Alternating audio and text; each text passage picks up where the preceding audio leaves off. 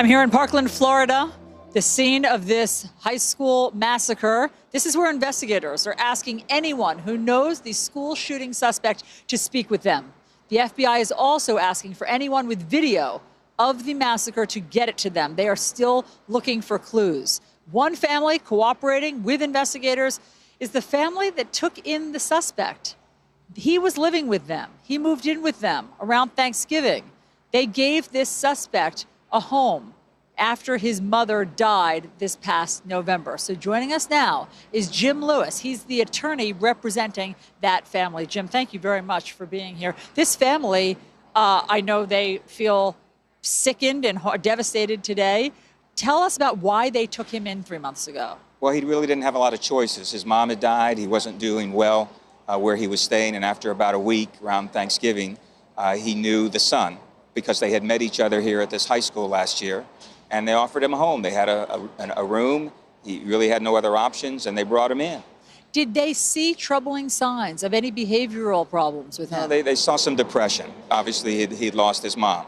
But they helped him get a job at a Dollar Tree store. They got him going to an adult education so he could try to get his GED. And he seemed to be doing better. Because he was expelled from this high school. The high school that he went into and brought his AR-15 style weapon into, he was expelled. So what was that about? Well, that was over a year ago, and as I understand, there was some disciplinary problems, some fights. He was a smaller kid, and some indication that there might have been some bullying going on. But again, he'd been away from the school for over a year and had never shared with them any contempt for the school or anybody here. No anger, just a lot of depression and stuff going on around the loss of his mother. Beyond the depression, did he seem mentally ill to them? They didn't see that. They didn't see a mentally ill person, or they never would have let him live under their home. These folks opened their home out just to try to help the young man because he really had no other place to go. They did not see any danger. They didn't see any kind of predilection that this was going to happen, and they are horrified just like everybody else. They're a part of this community. Their son was here at this school during the shooting, didn't know anything about it. He was a student here. He's a student here now. He's a current student here, and he was there at the time of the shooting. Right, and didn't know anything about it. And there are texts between the two of them earlier in the day, and there's nothing ominous. What did those texts say? Just how you doing, what's going on, yo, you coming over later, that kind of stuff. Nothing to indicate that anything bad was going to happen. Is it possible their son was a target? We don't know. We don't think so. We don't know anything what was in the motive. These folks are just as out of the clue as anybody else as what the motive for this shooting was. Did this family know he had a gun? He had it. He brought it into the residence with the rest of his personal possessions. It was locked in a gun safe. That was their rules. As to how he ended up with the gun on this particular day, we don't know. Well, it was his gun. That's how he ended up with it. It was his gun. It was his gun. He had a key to that lockbox, right? And yes, it was his lockbox and his gun in his room. And these folks are horrified. They did not see this coming at all from this young man. Did it worry them that a 19-year-old had an AR-15 while he was depressed? You know, I really can't speak to that right now. Obviously, people are going to try to find fault from them that they should have seen everything and known everything. Jim, I'm not trying to cast fault on them. The fault lies with the shooter, okay? But should a depressed 19-year-old young man have an AR-15? I mean, isn't this one of the warning signs? That's something that Congress and everybody else have been debating for years, what the parameters should be. Look, this family did what they thought was right, which was take in a troubled kid and tried to help him.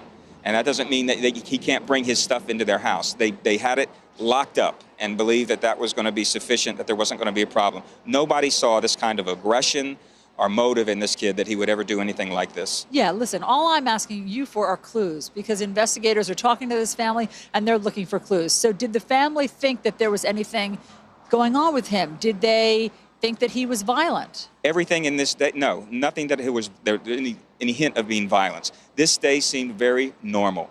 Looking back at it, the only thing that they see is he did not go up and go with the father to the school that day.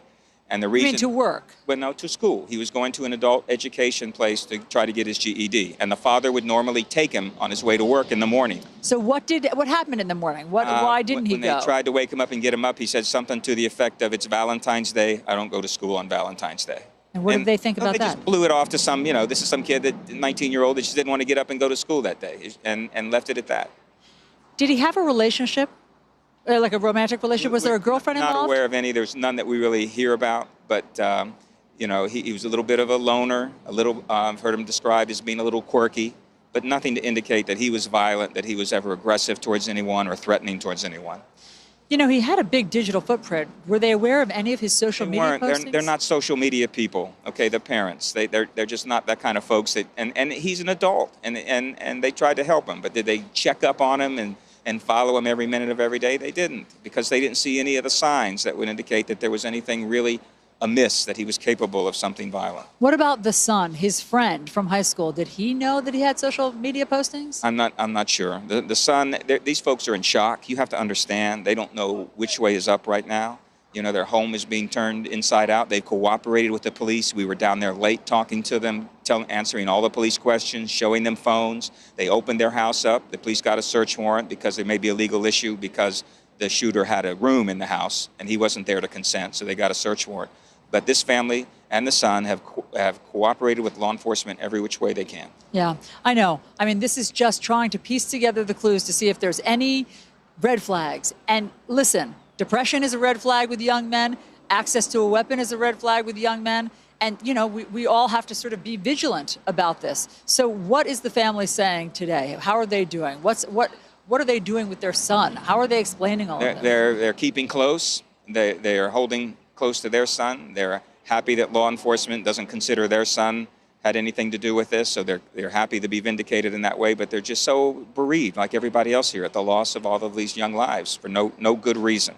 And they care about this kid. They took him into the home. But as the mother told me, that if they had any inkling that there was something, that this kid was capable of something like this, they never would have brought him into their home.